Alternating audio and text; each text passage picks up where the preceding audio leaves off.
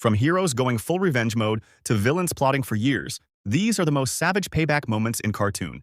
The last one is crazy. Syndrome.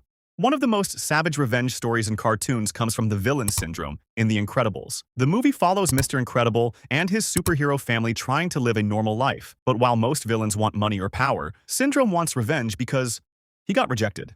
Back when he was a kid, Syndrome, formerly known as Buddy, was a huge fan of Mr. Incredible. He even built gadgets so he could fight crime with his hero as the sidekick. But Mr. Incredible straight up told Bro to go home and stop interfering.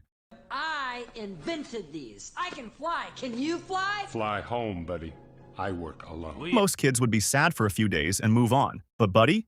He just snapped. Like, how dare Mr. Incredible reject him and crush his lifelong dream of becoming a sidekick? So years later, Buddy returns as Syndrome, a billionaire genius with insane technology and an absolutely massive revenge plan. He builds giant killer robots, secretly sends them after superheroes, and then show up at the end pretending to be the hero who saved the day. The robot will emerge dramatically. Do some damage. Thrones of screaming people, and just when all hope is lost, Syndrome will save the day! It's petty, it's dramatic, and it's honestly the longest revenge plan ever created, all because someone said, Fly home, buddy. I work alone. Bellwether. In Zootopia, the biggest revenge plot comes from someone you would never expect, the tiny, polite assistant mayor. Honestly, she seems harmless and friendly. If you only watch the first half of the movie, you'd probably think she seems really nice. Us little guys really need to stick together, right? Like glue. Good one. Yeah. But behind that innocent smile is the most calculated revenge. Bellwether spent years being ignored and treated like she didn't matter by predator animals because she's small and a prey animal. And then one day, she just casually decides to flip the entire city upside down. Her plan? Secretly make predator animals become wild, using a toxin so everyone will hate them and prey animals will gain all the power.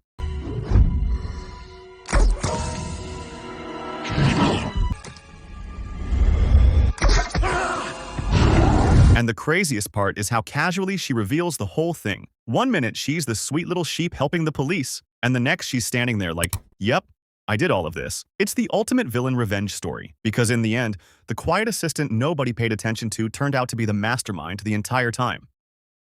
Yokai. In Big Hero 6, the mysterious masked villain known as Yokai shows up looking like the most dramatic supervillain imaginable, floating through the air, controlling millions of tiny microbots like some kind of tech wizard, and barely saying a word. Meanwhile, Hero and Baymax are trying to figure out who this guy even is. But then the movie drops a huge reveal. Yokai is actually Professor Robert Callahan. Professor Callahan? The calm, respectable professor who looked like the last person who would ever become a supervillain. Turns out, after losing his daughter in an accident caused by a greedy tech billionaire, he decided the best way to deal with his grief was to become a full-on revenge ninja. And when Callahan commits to revenge, he really commits. We're talking giant robot swarms, city-level destruction, and absolutely zero mercy. You're going to watch everything you built disappear. Then it's your turn. This villain didn't wake up one morning thinking, killing sounds fun today? No, this is pure revenge mode, powered by grief, anger, and approximately 10 million tiny robots. Dave the Octopus.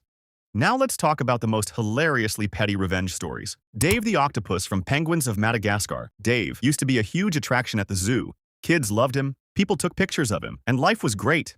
Awesome! I was the total package. Wow! Until 4 penguins showed up and immediately stole all the attention. And this happened everywhere Dave went. Penguins arrive, everyone cheers, and Dave is just sitting there in the corner like a sack of potatoes. After years of being overshadowed by these tuxedo-wearing birds, he finally snaps and dedicates the rest of his life to revenge. He becomes a supervillain scientist and invents a weapon that turns cute penguins into horrifying mutant monsters.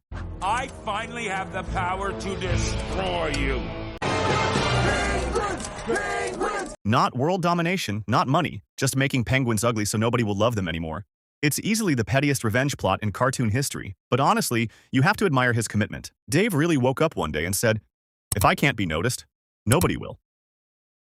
LOTSO. At first glance, LOTSO looks like the last villain you'd ever expect. He's pink, fluffy, smells like strawberries, and looks like the kind of toy you'd win at a carnival. What a nice bear. And he smells like strawberries. But in Toy Story 3, this cuddly teddy bear turns out to be running a maximum security prison for toys. A place where new toys are thrown into chaos, while LOTSO sits comfortably at the top, like the boss of a tiny plastic mafia. Sir, yes, sir. Prisoners sleep in their cells. Any prisoner caught outside their cell spends the night in the box. But Lotso wasn't always like this. Back in the day, his life was perfect. He had an owner, and they loved each other, until he got accidentally left behind during a trip.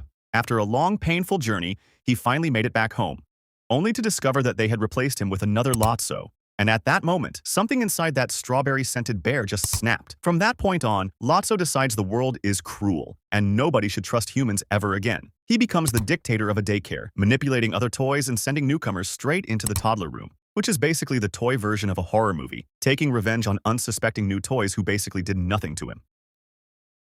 Scar. No revenge stories in animation is as dramatic as the one of Scar in The Lion King. Scar is the jealous brother of the mighty king Mufasa. And Scar is not happy about being second in line for the throne, but he accepts it, hoping that one day maybe he'll become king. To make things worse, Simba gets born, the lion cub, who basically makes it impossible for Scar to become king.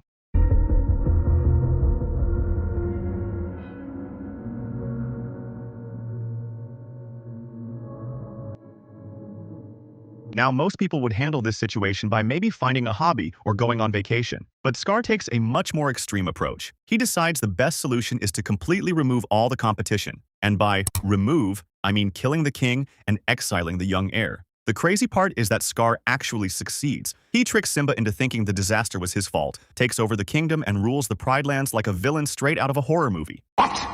What did you say? Nothing. You know the law. Never ever mention that name in my presence. Scar really went from bitter uncle to full cartoon supervillain, all because he couldn't stand being second. There you go, brutal revenge moments in cartoons. On screen, there's a video about the worst parents in cartoons. Click, watch, and I'll see you there.